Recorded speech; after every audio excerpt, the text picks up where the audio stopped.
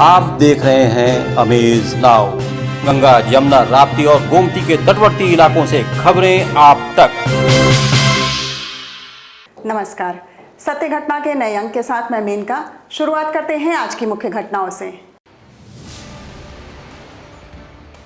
गोरखपुर जनपद में पुलिस स्मृति दिवस के अवसर पर शहीद हुए पुलिस कर्मियों की विधवाओं को किया गया सम्मानित।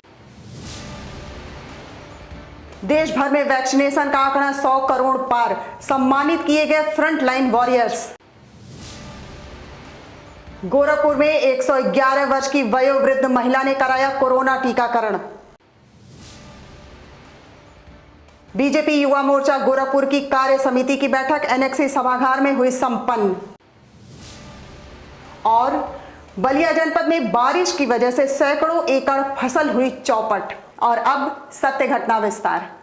पुलिस स्मृति दिवस के मौके पर गोरखपुर के पुलिस लाइन परेड ग्राउंड स्थित पुलिस स्मृति स्थल पर एक श्रद्धांजलि कार्यक्रम का आयोजन किया गया। इस मौके पर एडीजी जोन अखिल कुमार ने ड्यूटी के दौरान शहीद हुए पुलिस कर्मियों की विधवाओं का सम्मानित भी किया। कार्यक्रम के दौरान डीआईजी जी रविंद्र गो, वरिष्ठ पुलिस अधीक्षक डॉक्टर विपिन टांडा, पुलिस अधीक्षक नगर सोनम कुमार सहित अन्य पुलिस अधिकारी भी मौजूद रहे। चंडीगढ़ से 2, दिल्ली से 6, जम्मू और कश्मीर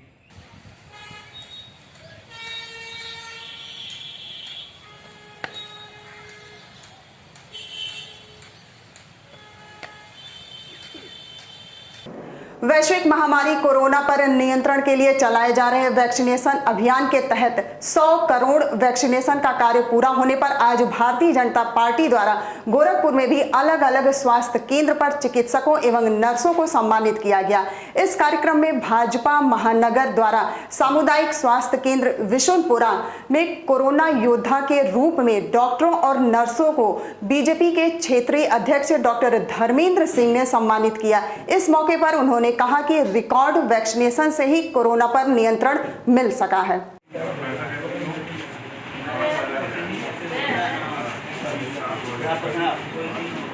कोरोना की वैश्विक महामारी में जिस प्रकार से अपने परिजन भी कोरोना के मरीजों से दूर रहा करते थे, ऐसे समय में डॉक्टर्स और पैरामेडिकल स्टाफ ने जिस प्रकार से अपनी जान जोखिम में डाल करके लोगों की सेवा की है, उसी के कार्यक्रम के तहत भारतीय जनता पार्टी ने तय किया कि पूरे देश भर में हम इन कोरोना योद्धाओं का सम्मान करेंगे, अभिनंदन करेंगे। और उसी के दृष्टिगत आज जहां पूरे प्रदेश भर में सभी स्वास्थ्य केंद्रों पर जाकर के भारतीय जनता पार्टी के कार्यकर्ता कोरोना योद्धाओं का सम्मान कर रहे हैं, उसी के तहत आज हम सब यहाँ आए हैं। यहाँ कोरोना के योद्धा जो हमारे डॉक्टर्स हैं, पैरामेडिकल स्टाफ हैं, उन सबका अभिनंदन और सम्मान का कार्यक्रम हम सब ने यहाँ किया है।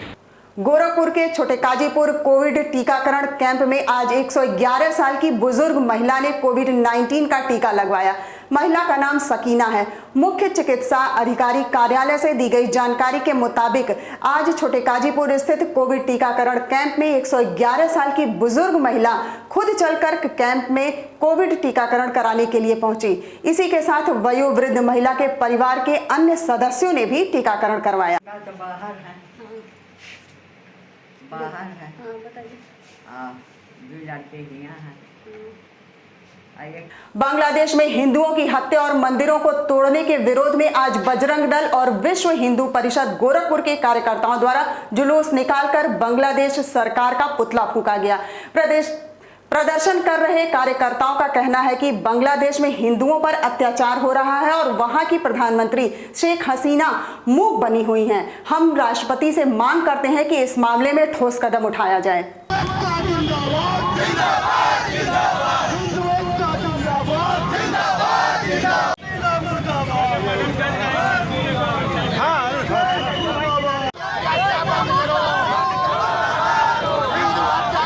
जैसा कि आप सब लोग को जानकारी है, पिछले कई दिनों में बांग्लादेश में हिंदुओं को चिन्हित करके उनकी हत्याएं की जा रही हैं और ये हत्या का सिलसिला तालिबान सरकार आने के बाद से बढ़ गया है। उनको चिन्हित करके मठ मंदिरों को तोड़ा जा रहा है, जिसमें अभी इस्कान मंदिर को तोड़ा गया है। इससे पहले और प्रमुख मंदिर वहाँ के तोड़े गए। हिंदुओं को चिन्हित करके उन पर हमला करना, उनके मठ मंदिरों को तोड़ना, दुर्गा पूजा के पंडालों तक को बैठने नहीं दिया गया, उसको तोड़ा गया। और शेख हसीना सरकार मूक दर्शक बन के बैठी हुई है, इसलिए हमने शेख हसीना सरकार का पुतला फूका है। और साथ ही आज ज्ञापन दे रहे श्रीमान राष्ट्रपति महोदय को कि वो शेख हसीना सरकार पर दबाव बनाए, ताकि वहाँ पर रहने वाले हिंदुओं की जान माल की सुरक्षा हो सके और वो हिंदू अपने मानवाधिकारों के साथ सम्मानजनक जन्म से जी सके। और जिन्होंने हमला किया है उन सबों को गिरफ्तार करके तुरंत उन पर कार्रवाई सुनिश्चित की जाए। सामाजिक, साहित्यिक एवं सांस्कृतिक संस्थान नाट्य दल गोरखपुर द्वारा 3 दिवसीय गोरखपुर नुक्कड़ नाटक समारोह का आयोजन आगामी 23, 24 और 25 अक्टूबर को किया जाएगा, जिसकी जानकारी आज संस्था के निदेशक गुलाम हसन खान ने एक कार्यक्रम के दौरान दी। इस मौके पर उन्होंने कहा कि इस नाटक में हम लोगों को डेंगू के प्रति लोगों के अंदर जागरूकता लाएंगे।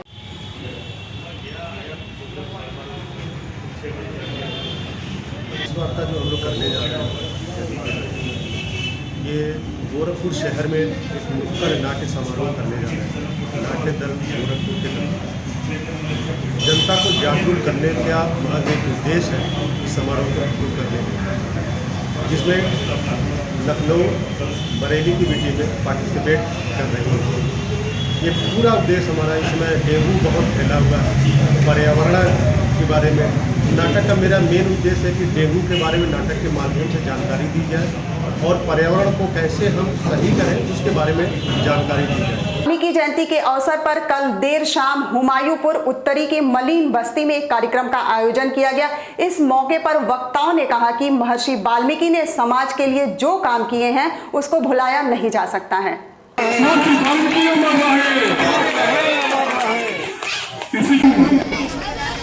बड़ा ही गौरव का दिन है, क्योंकि जो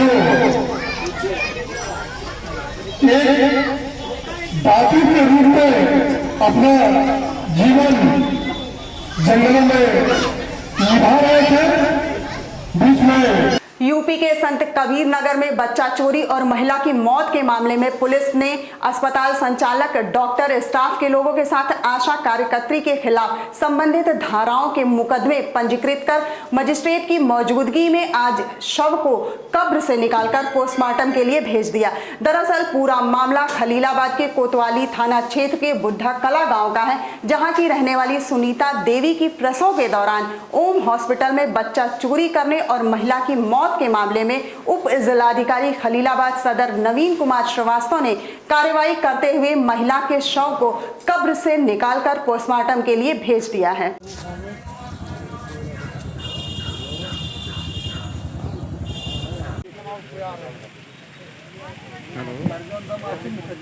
एक एफआईआर दर्ज हुई थी थाना कोतवाली में कि एक महिला मर गई है।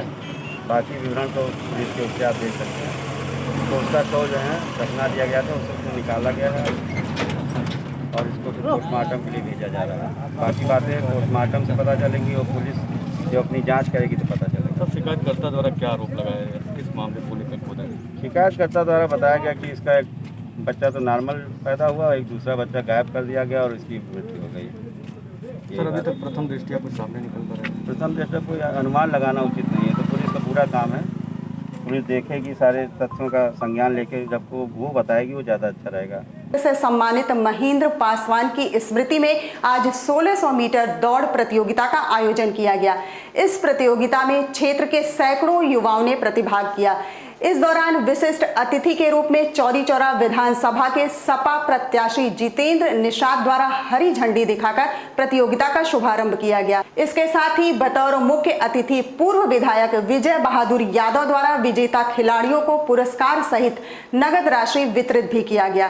देखिए, हमारे क्षेत्र के लाल महेंद्र पासवान जी थे, बॉम्बे में जहाँ इनकी ड्यूटी थी, एक बहुत भीषण आग लग जाती है और उसको बचाने में, सबको बचाने में, अपने आप को, वह सबको सुरक्षित करने में अपने आप को कुर्बानी दे देते हैं। हम लोगों ने बड़ी उम्मीद किया था भारतीय जनता पार्टी की सरकार से, डबल इंजन की सरकार है, कि उनके काम में इस क्षेत्र का कम से कम यहाँ के युवाओं का, उनके माँ बाप का सम्मान करेंगे, उनका सम्मान करेंगे, उनके नाम पर गेट हो जाएगा उनके नाम पर चौराहा डेवलप हो जाएगा।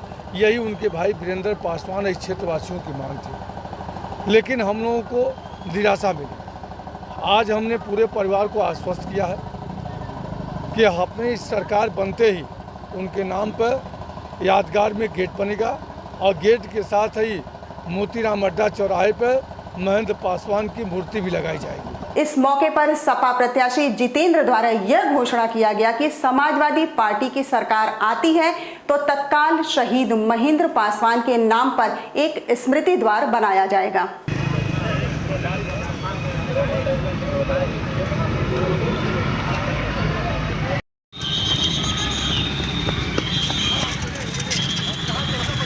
स्मृति दिवस पे हमारे वीर सपूत और इस ग्राम सभा के गौरव, हमारे देश के गौरव महेंद्र पासवान जी जो बम्बई जो है ONGC गैस ब्लास्ट में जो है शहीद हो गए थे, उनको आज हम लोगों ने नमन किया, उनको याद किया। और उसके साथ साथ ये उनके पिताजी हैं, उनके भाई हैं, इनसे भी मिला गया। और मिलने के बाद जो है और यहाँ पे उनके नाम पे जो है एक दौड़ प्रतियोगिता कराई गई। सरकार द्वारा मिलने वाली प्रोत्साहन राशि से नाखुश आशा कार्यकर्त्रियों ने गोरखपुर जनपद के विकास खंड पिपराइच स्थित CHC पर कार्य बहिष्कार कर जमकर प्रदर्शन किया। प्रदर्शन कर रही आशा कार्यकर्त्रियों का कहना है कि सरकार हम लोगों को जो प्रोत्साहन राशि दे रही है वह पर्याप्त नहीं है, इसलिए हम लोगों को प्रोत्साहन राशि नहीं बल्कि मानदेय चाहिए।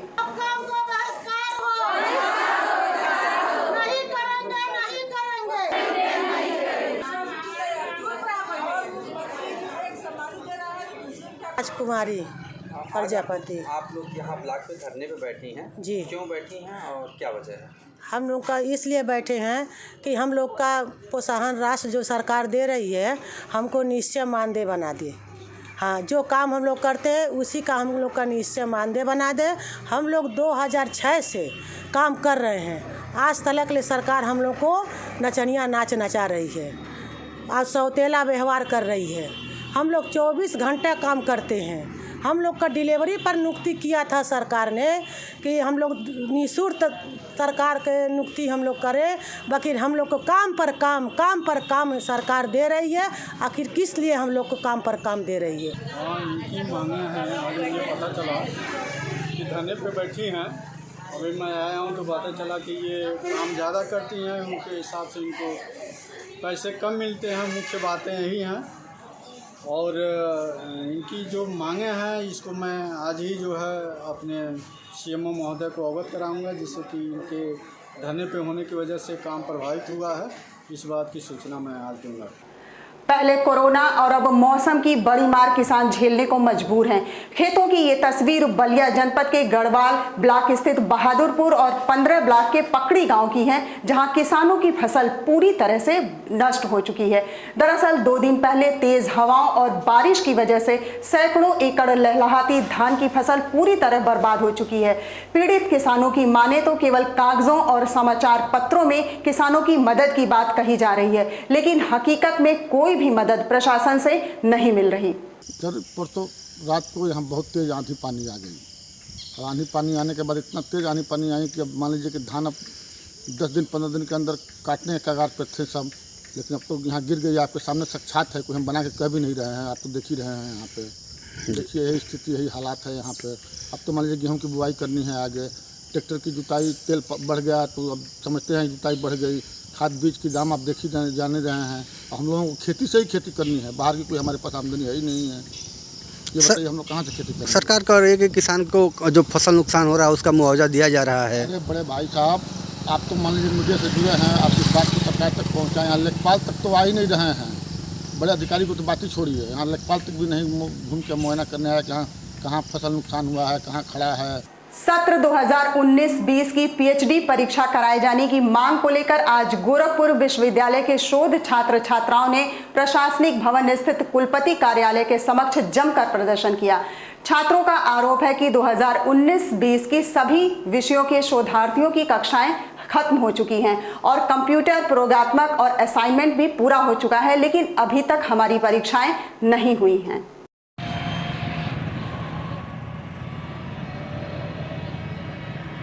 प्रशासन होश में आओ, होश में आओ, होश में आओ। विश्वविद्यालय प्रशासन होश में आओ, होश में आओ, होश में आओ। विश्वविद्यालय प्रशासन हाय हाय। कमलकांत राव। क्या मांग इसको लेके हम लोग प्री पीएचडी एग्ज़ाम को लेके बहुत परेशान हैं और इसलिए सारे छात्र हम लोग यहाँ पे रुके हुए हैं।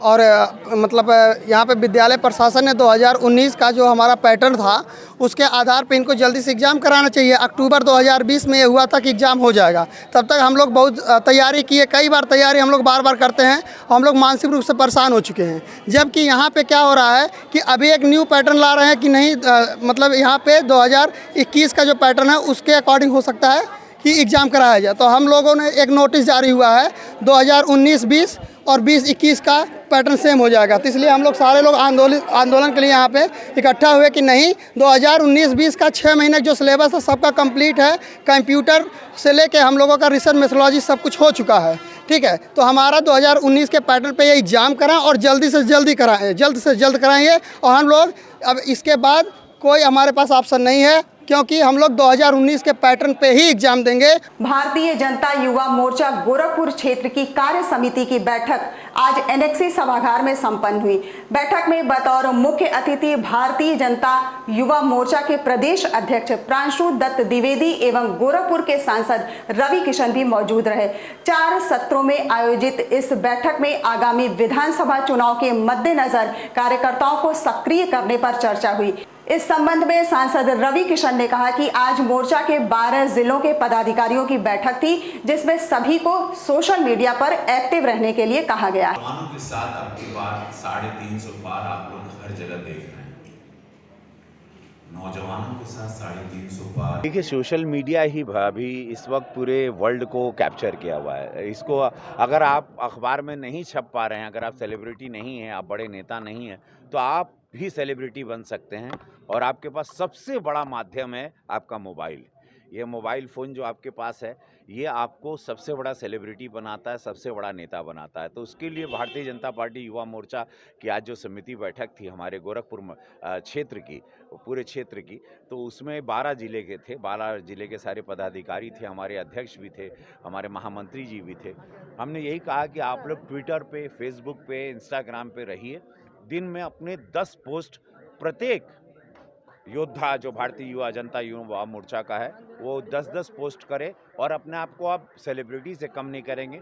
और अपनी योजनाएं, यशस्वी प्रधानमंत्री मोदी जी की, पूज्य योगी महाराज जी की, भारतीय जनता पार्टी की योजनाओं को ज़मीन पर बताएं। सत्य घटना के आज के अंक में बस इतना ही। तेज, सटीक और ताज़ी घटनाओं को जानने के लिए जुड़े रहिए अमेज नाउ के फेसबुक पेज, यूट्यूब चैनल और वेब पोर्टल से।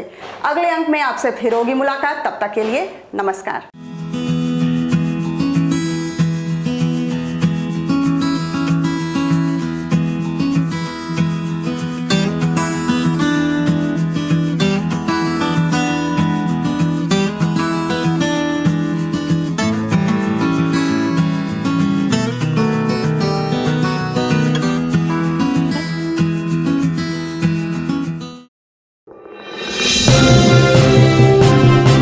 आप देख रहे हैं अमेज नाउ।